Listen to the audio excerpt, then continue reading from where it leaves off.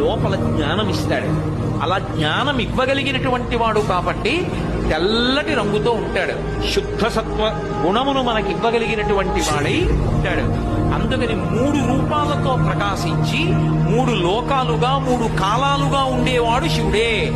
ఓ 3వ కన్ను ఉన్నటువంటి పరమశివ, శివే సృష్టి చేసినప్పుడు బ్రహ్మ, నిలబెట్టినప్పుడు విష్ణువు, పడగొట్టినప్పుడు శివుడు. ఈ 3 కూడా దయతోటే చేస్తాడు.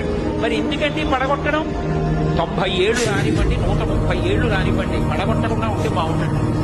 ఏ ఇతర విశ్వాసముల యందు లేని గొప్పతనం ఒక్క సనాతన ధర్మమునందే ఉంది.